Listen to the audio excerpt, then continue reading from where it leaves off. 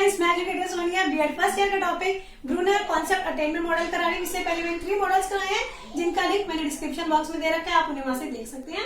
तो चलिए आज का कंटेंट शुरू करते हैं।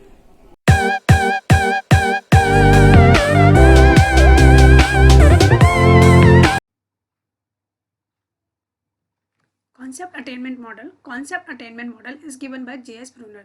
इसका विकास जेएस ब्रूनर ने किया था। कॉन्सेप्ट अटेनमेंट मॉडल जो है वो हमारी इंफॉर्मेशन प्रोसेसिंग मॉडल की कैटेगरी से बिलोंग करता है।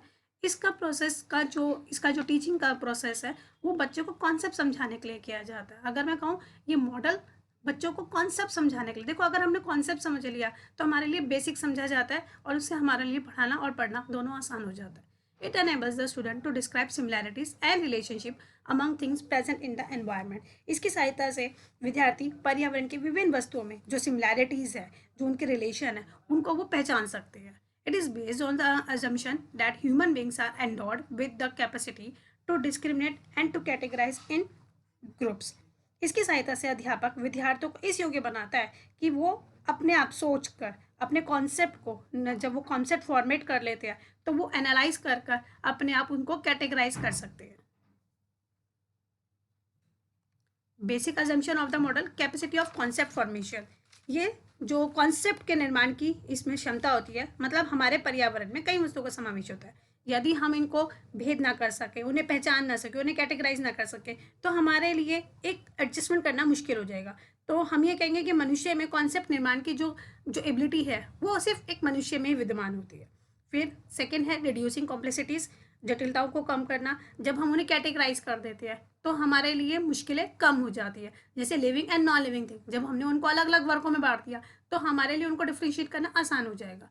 Element of concept, example, attributes and values. मतलब जब एलिमेंट्स ऑफ कॉन्सेप्ट मैंने जैसे अभी बोला ना, living and non living thing, तो आप एग्जाम्पल दे सकते हो, उनकी वैल्यू बता सकते हो कि उनमें एट्रीब्यूट बता सकते हो कि क्या कारण है कि हम लिविंग थिंग को और नॉन लिविंग थिंग को अलग अलग रख सकते हैं।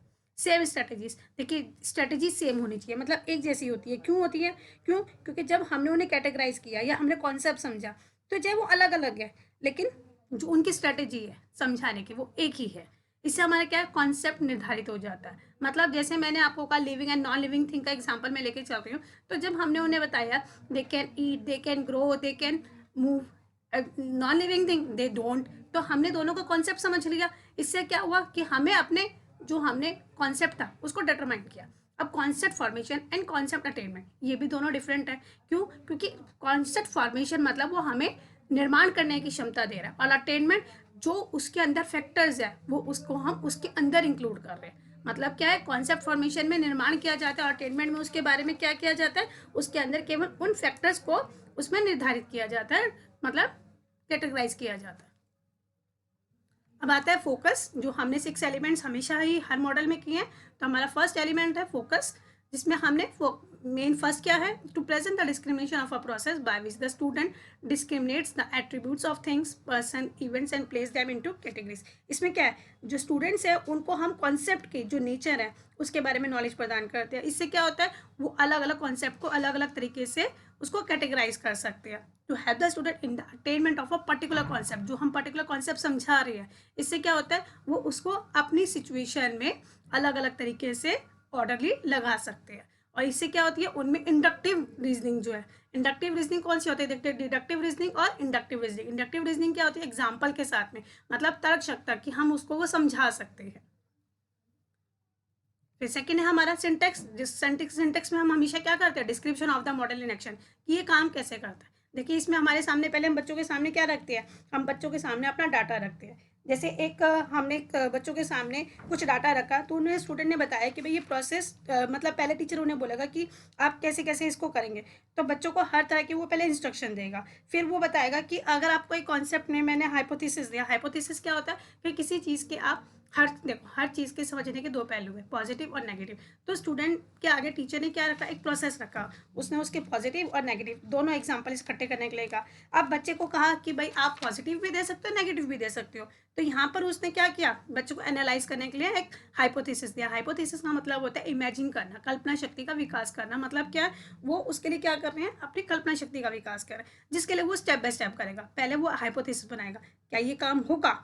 कई विद्यार्थी अपने मन में ये हाइपोथेसिस बना लेंगे कि ये पॉजिटिव भी हो सकता है, ये नेगेटिव भी हो सकता है। सेकेंड पॉइंट आया टीचर्स रिएक्शन। अब टीचर्स को देनी है अपनी प्रक्रिया, तो वो बताएगा क्या जो बच्चे ने हाइपोथेसिस बनाया क्या वो ठीक है या गलत है। अब रिजेक्शन और अप्रूवल हाइपोथेसिस, जो विद्यार्थियों ने हाइपोथेसिस अगर गलत किया है तो टीचर उसे क्या करेगा, उसको रिजेक्ट कर देगा और उसके दिए गए एग्जाम्पल्स को भी वो रिजेक्ट कर देगा। अगर वो सही है तो वो अप्रूव करेगा, फिर वो उनको मोर एग्जाम्पल्स, मतलब क्या है, जो स्टूडेंट्स हैं क्लास में और भी हैं, एक ही उस कॉन्सेप्ट के ऊपर काम कर रहे हैं और उनकी हाइपोथेसिस भी एक जैसी है, तो उन्हें क्या होगा, उन्हें मोटिवेशन मिलेगा और वे ज़्यादा से ज़्यादा पॉजिटिव और नेगेटिव अलग अलग एग्जाम्पल सोच सकते हैं।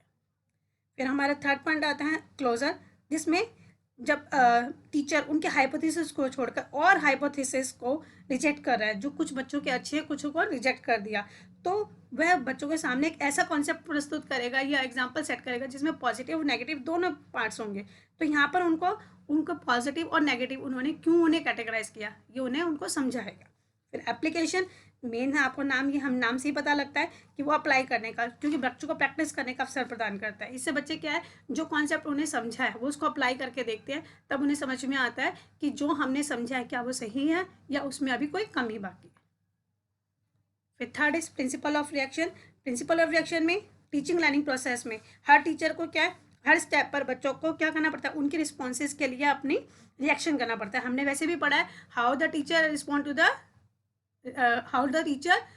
To the reaction of the student. Teacher कैसे रिस्पॉन्स करती है, तो अगर उसे बच्चों ने गलत दिया है तो वो उन्हें इमीडिएटली उन्हें रिस्पॉन्स करेगी कि नहीं ये गलत है, और अगर सही है तो भी एक्सेप्ट करेगी।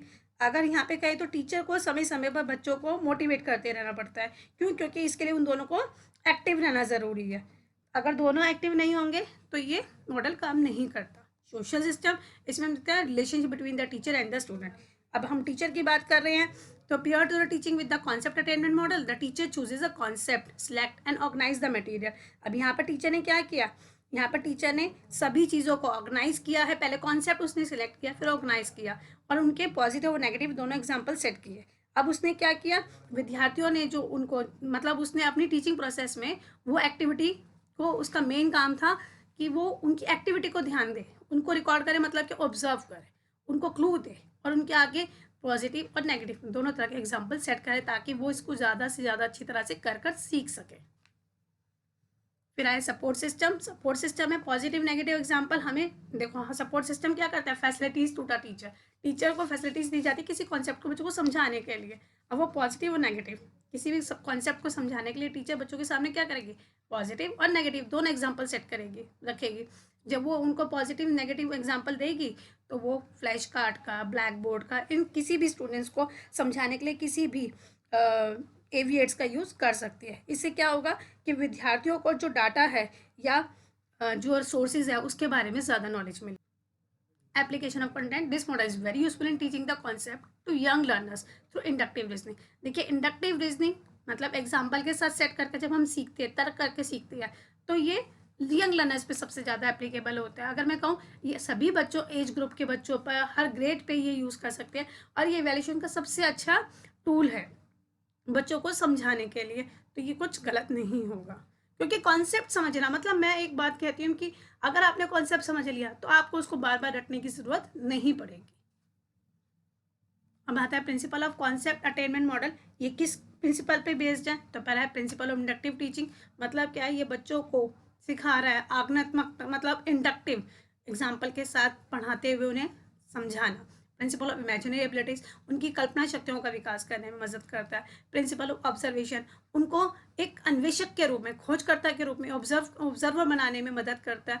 उनको एक्टिवली वो उसमें पार्टिसिपेट कर सकते हैं और अपने आप और प्रिंसिपल ऑफ एप्लीकेशन अप्लाई करके भी उसे वो जान सकते हैं। मतलब इसका प्रयोग करके जब वो कॉन्सेप्ट को समझ लेते हैं तो उसे अप्लाई करते हैं तो उनको कॉन्सेप्ट बहुत ज़्यादा अच्छी तरह से समझ में आता है। अब merits of concept attainment model, पहला क्या है, डेवलपमेंट इमेजिनेशन, यह विद्यार्थियों में कल्पना शक्ति का विकास करता है। ऑब्जर्वेशन, यह विद्यार्थियों को निरीक्षण शक्ति, मतलब चेक करने में सहायक सिद्ध होता है। कोई तनाव नहीं होता है इसमें। इसके द्वारा विद्यार्थी किसी भी तनाव के, बिना स्ट्रेस के अपना नेचुरल रूप से सीखते हैं। सक्रिय रूप से भाग लेना, एक्टिवली पार्टिसिपेट करते हैं। इंटेलेक्चुअल डेवलपमेंट, यह बच्चों के बौद्धिक विकास में सहायक होता है। एनालिटिकल एबिलिटीज, ये विद्यार्थियों की विश्लेषणात्मक योग्यता, मतलब क्या एनालाइज करके सीखने के ऊपर बच्चों के ऊपर जोर देता है। एप्लीकेशन, यह विद्यार्थियों को हर स्थिति में अपने नॉलेज का प्रयोग करने में मदद करता है। ऐसे सेल्फ स्टडी हैबिट, या बच्चों को यह मॉडल क्या है, बच्चों में सेल्फ स्टडी की जो हैबिट है उसको डेवलप करता है। इंडिविजुअल अटेंशन, इसके द्वारा विद्यार्थियों की ओर इंडिविजुअली ध्यान देना संभव हो पाता है। फिर है डीमेरिट्स। डीमेरिट्स में all the students in the classroom may not be able to participate in the teaching, सभी बच्चे पार्टिसिपेट नहीं कर पाते। क्यों? कुछ एक्टिव होते हैं तो वो ज़्यादा अच्छी तरह से सीख सकते हैं, and other may not find any opportunity to participate, तो कुछ का मौका नहीं मिल पाता, क्योंकि अगर उन्हें आता है तो वो ज़्यादा जल्दी जल्दी बोलते हैं, जिनको नहीं आता वो चुप रहते हैं, तो वो एक्टिवली इन्वॉल्व नहीं हो पाते, वो पीछे रह जाते हैं। कुछ स्टूडेंट जो होते हैं फिजिकली प्रेजेंट होने के बाद भी क्लास में एब्सेंट माइंडेड होते हैं। क्यों? क्योंकि उनका ध्यान पढ़ाई में जिनका नहीं होता वो पीछे रहेंगे। Some students in the classroom may remain absent minded.